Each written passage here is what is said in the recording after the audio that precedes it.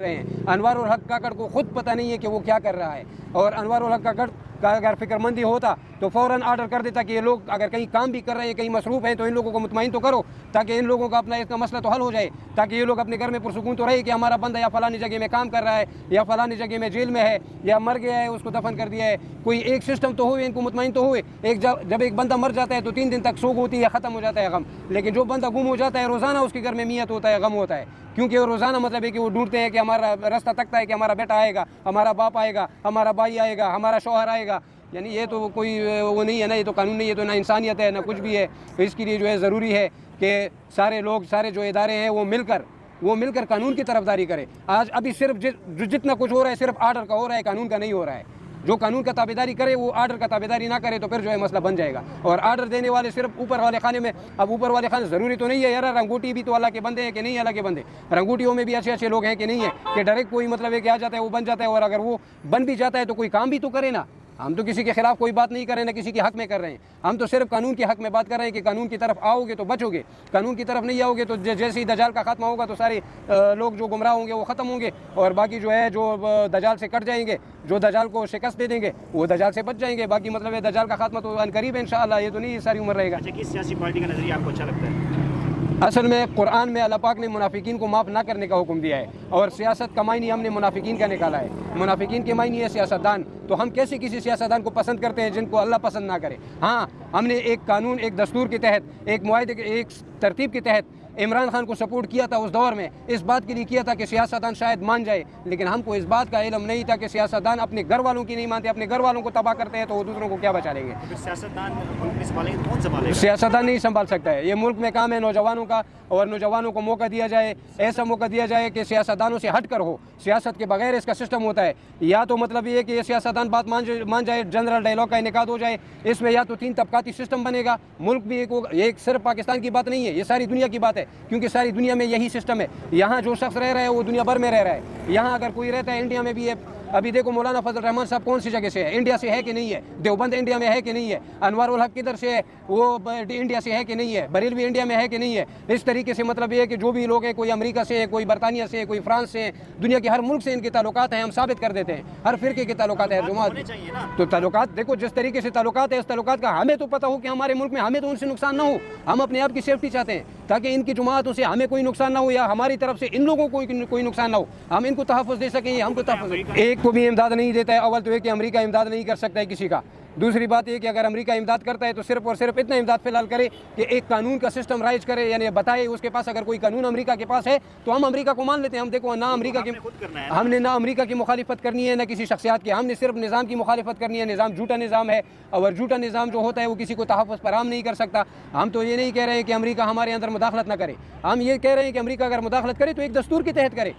असल में हम पाकिस्तान की कौमी इदारों से, जिसमें ख़ुसूसन पुलिस और फ़ौज है, उनसे यही कहते हैं कि कौम का खिदमत करें, कौम के लिए काम करें।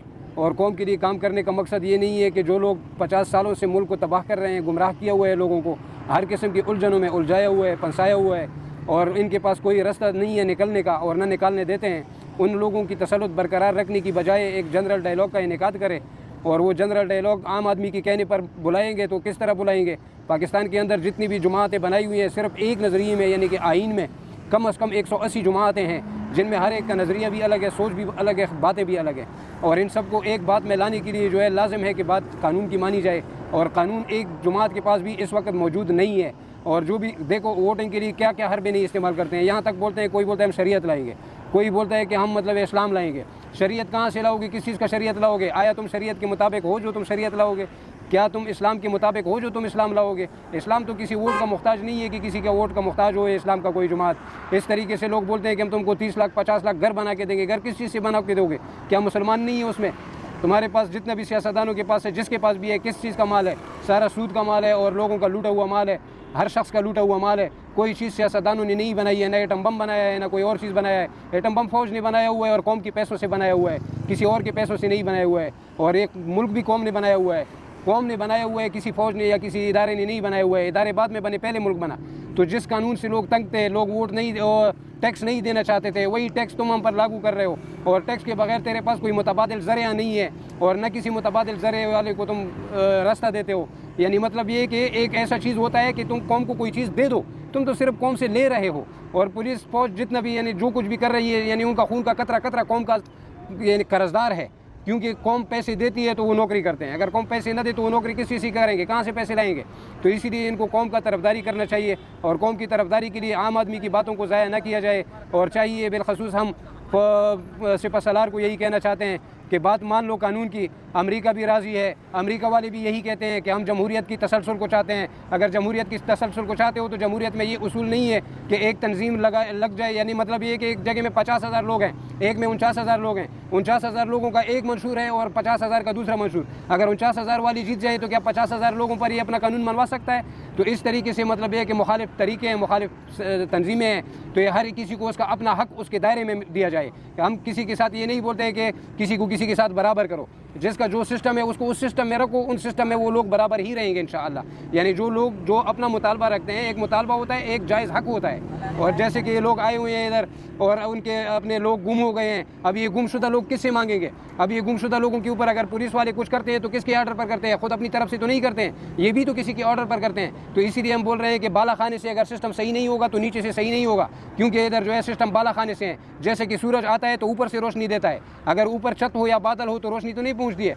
इसीलिए पहले ऊपर वाला खाना साफ़ होगा तो फिर नीचे वाला साफ़ होगा। तो ऊपर वाले खानों के लिए ये एक ही शर्त है, या मतलब ये कि ये जुमातें अपने आप को साबित करें कि कोई जुमात की हैसियत रखते हैं, टेलीविज़न पर नहीं कि टेलीविज़न में बोले कि हम बेगुनाह हैं और बस बेगुनाह हो गए। किसी के सवाल का जवाब दिया जाए। अब्दुल वाहिद नाम है, कुरम एजेंसी से आए हुए हैं। 5वां साल इस्लामाबाद में पूरा हो रहा है एहतजाज का, और 2.5 साल गाँव में हमने तबलीग किया और यही तबलीग किया कि आओ यकजहती लाते हैं सारे उम्मत मुस्लिमा की भी और सारी इंसानियत की। हम सारी इंसानियत की भलाई चाहते हैं और सारी इंसानियत की भलाई जो है वो सिर्फ कानून में है, डंडे में नहीं है। आप खाते पीते सोते कहाँ हैं? बस अल्लाह का फजल और करम है। और G11 29th स्ट्रीट के सामने जो है उधर एक शोरूम है, उसके सामने अल्लाह उसको खुश रखे, उधर हम रहते हैं। और हमारे खाने पीने का कोई मालूम नहीं है, हमारे को अल्लाह पाक जो दे देता है बस हम दिन में एक मरतबा कोशिश करते हैं खाने की, मगर अल्लाह पाक ज़्यादा देता है। और कोशिश फिर भी करते हैं एक वक्त खाने की, लेकिन अल्लाह पाक ज़्यादा देता है तो रात को भी खा लेते हैं।